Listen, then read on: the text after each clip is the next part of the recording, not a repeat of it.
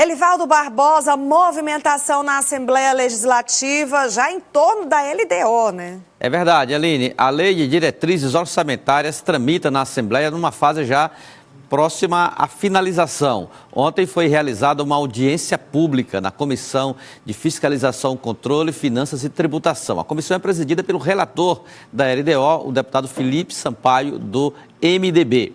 Comandou a audiência pública com presenças de secretários de Estado, com destaques para a Fazenda, Emílio Júnior, e o Planejamento, Washington Bonfim, além de representantes de várias instituições, Aline, como, por exemplo, o Ministério Público, Defensoria Pública, Universidade Estadual, e sempre aquela discussão em torno de que setores aí que compõem o orçamento, que o orçamento vai além do executivo, né?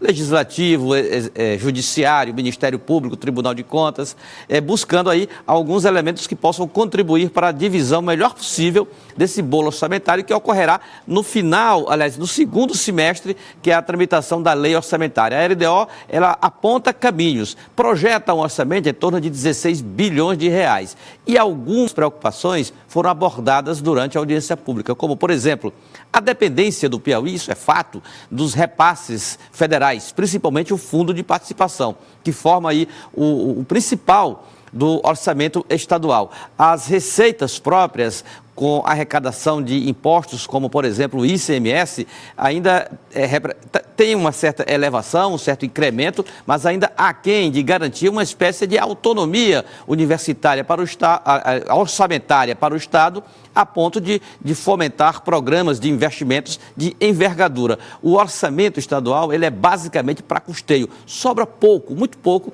para investimento. Mesmo assim, o governo conseguiu incluir alguns componentes no orçamento, como, por exemplo, o participativo, que já está no segundo ano de execução, com planejamento para ser ampliado para o ano que vem, para 2025, que é o chamado OPA, que hoje já é executado em Teresina, Parnaíba, Piripiri, Picos e Floriano. A tendência é envolver mais municípios.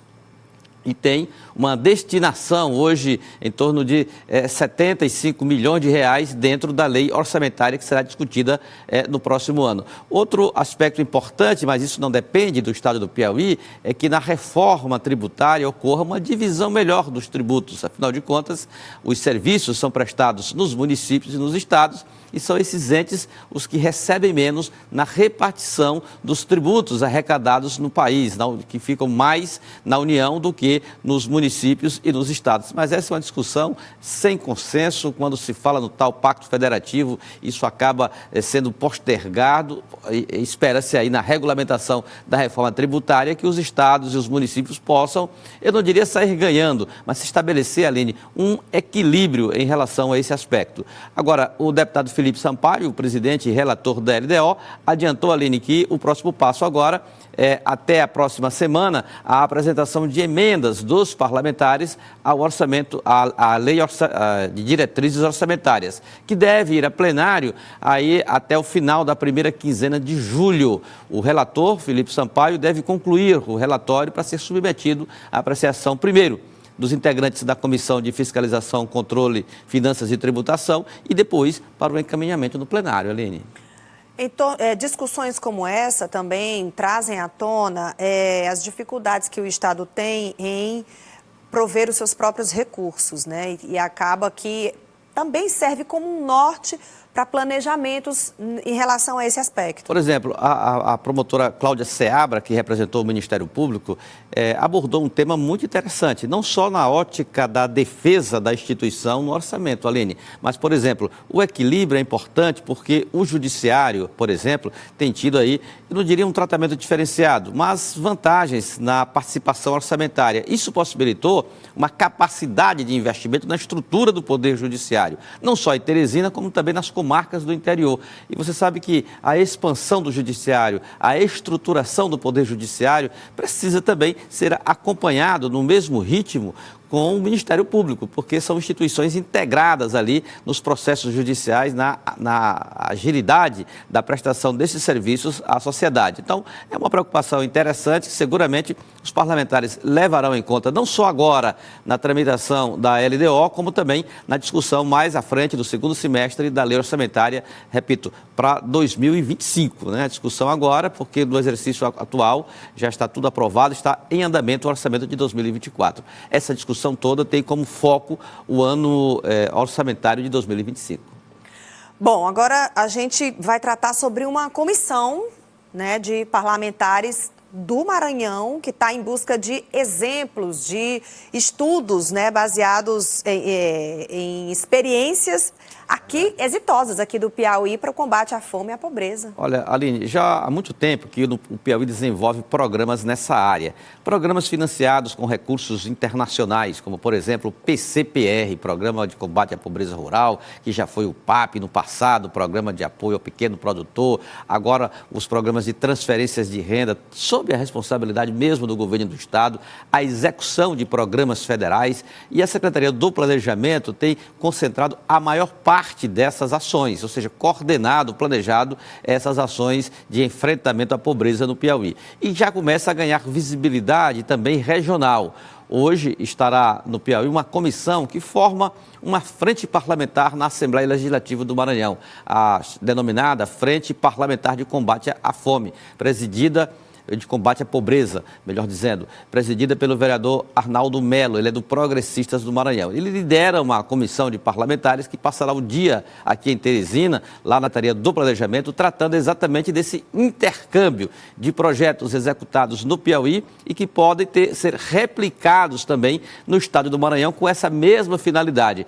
É um intercâmbio legislativo maranhense, executivo do estado do Piauí. Essa comitiva será recebida pelo secretário Washington Bonfim a partir de 10 horas e que será também a recepção reforçada com a área técnica do governo ligada à área social, tem à frente a ex-governadora Regina Souza, a área da agricultura familiar com Regiane Tavares, que já foi secretária do Planejamento, além também de representante da ONU, que trata de programas de transferência de renda, de combate à pobreza, também e com atuação no Brasil e com foco aqui no estado do Piauí. Então será um momento importante de troca de experiência que poderá trazer contribuições para políticas públicas do nosso vizinho, o estado do Maranhão. Tem muitas áreas aqui do Maranhão que o Rio Parnaíba ele não separa, ele une, ele integra os dois estados em toda a extensão do Piauí e boa parte do Maranhão ali. Essa troca é salutar, né? Sempre importante bom esse intercâmbio, né? Fazer esse intercâmbio, sim, de informações. Piauí, por exemplo, já saíram parlamentares do Piauí de frente para conhecer experiências exitosas